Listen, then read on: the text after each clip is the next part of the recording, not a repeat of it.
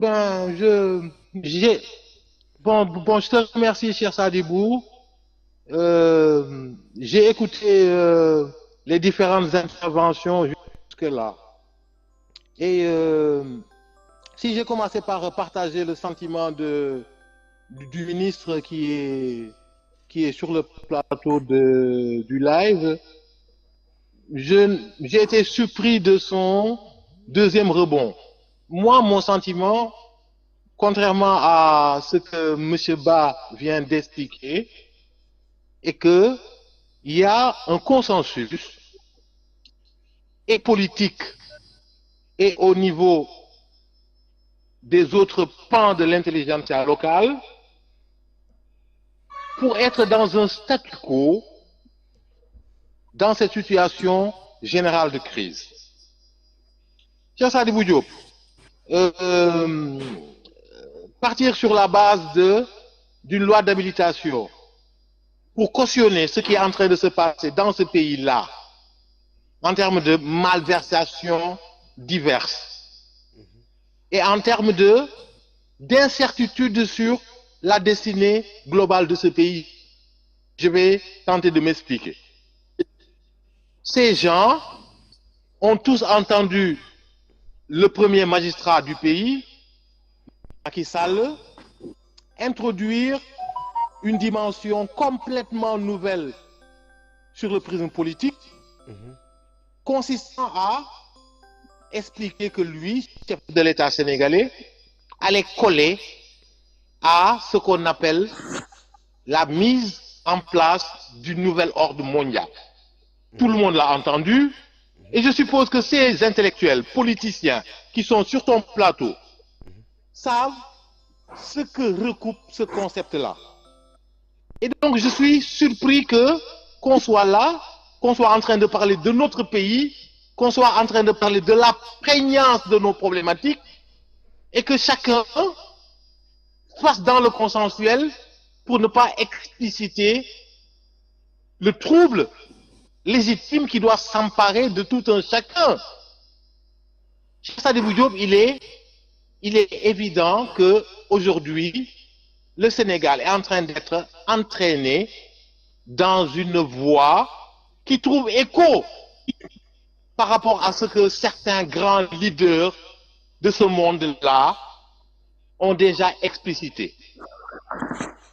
Sadibou, quand on entend les différents chefs d'État du monde libre expliquer leur la démographie de notre pays en particulier et de ce continent pour sa généralité là, et je crois que quand on est un politique sérieux, on se doit de définir face à ces grandes lignes de force. Allô, monsieur Ahmed Bayla Diop. Je suis frustré de la teneur consensuelle que le débat est en train de prendre. Allô, monsieur Diop. Basé sur cette loi d'habilitation pour expliquer ce consensus en termes d'omerta qui est en train de se poser au vu du constituant, c'est juste non acceptable. Je suis désolé. D'accord, monsieur Ahmed Bayla Diop. Allô, tous les participants sur ton plateau, je demeure plus que largement sur ma faim et on doit avoir le respect de ce constituant-là. Ces intellectuels-là, c'est la partie la plus formée de cette nation. C'est ceux qui doivent le plus à cette nation. C'est ceux dont le dévouement patriotique devrait être sans tâche. Faire montre de si peu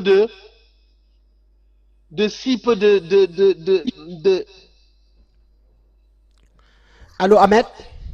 Allô. Ahmed, est-ce que vous me recevez? De respect. Faire montre de si peu de soucis de notre devenir collectif, c'est quelque chose de limite troublant. Allô, la régie. J'ai comme l'impression que Ahmed Diop n'a pas de retour. Ah oui, il ne m'entend pas. Allô, Ahmed?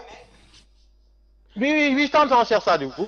Allô, Alors, Ahmed, pour être beaucoup plus pragmatique, qu'est-ce qui explique, selon vous, ce silence-là? Pour ne pas dire cette complicité avec tout ce qui est en train de se faire sous nos yeux. Bon, attends, je vais essayer d'allumer le live parce que je t'entends mal. Les discussions au niveau de la régie rendent vraiment l'écoute Alors, la régie, si vous pouvez interrompre Ahmed Baïla Diop, comme ça je vais donner la parole tout de suite à Michel Aminba du PDS. Allô, Michel Aminba? Oui, cher. Je sais que vous êtes... Vous voulez juste reprendre la parole et rebondir. Je sais que vous aimez ce genre de débat. Monsieur Non, mais moi, Diallo... j'ai du mal. J'ai pas retenu grand-chose de son intervention. Et puis, je ne voudrais également pas m'inscrire dans une dynamique de dire des choses que je ne maîtrise pas. Ça, je voudrais qu'on en soit clair. J'ai dit à monsieur que ce n'est pas à nous de décréter l'état de guerre. Il ne faut pas qu'on revienne en arrière.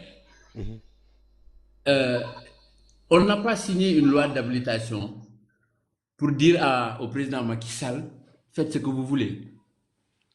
Mais nous sommes convaincus de la gravité du problème, de la maladie. Donc, dans tous les pays du monde, nous avons vu ce qui s'est passé.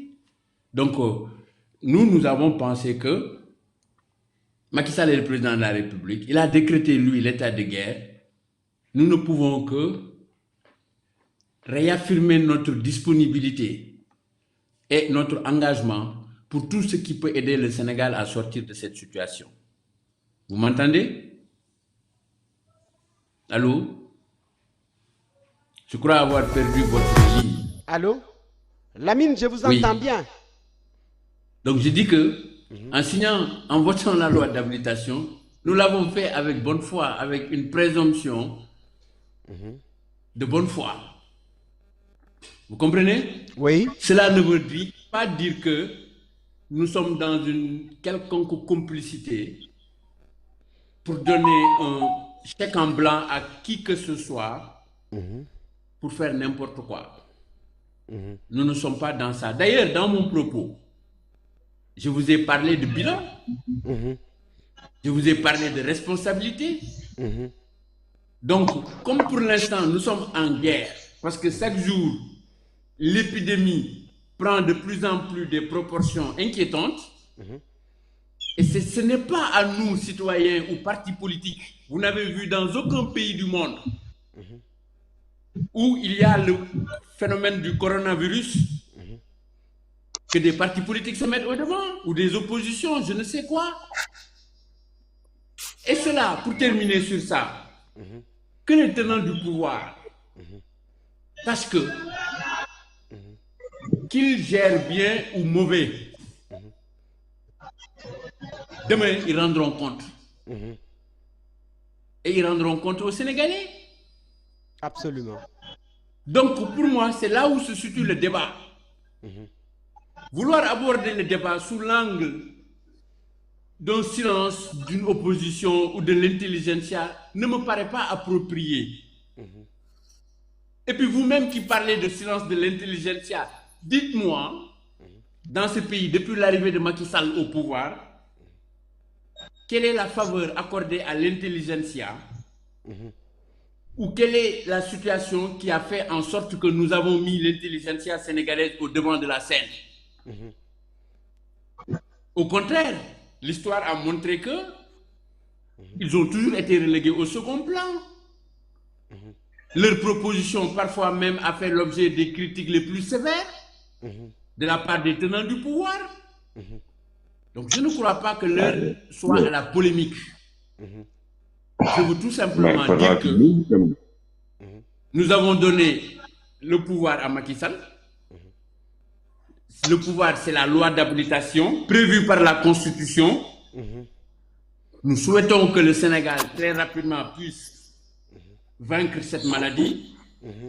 Et tout ce qui relève de la gestion de cette maladie sera connu et les Sénégalais qui devront s'y prononcer se prononceront le moment venu.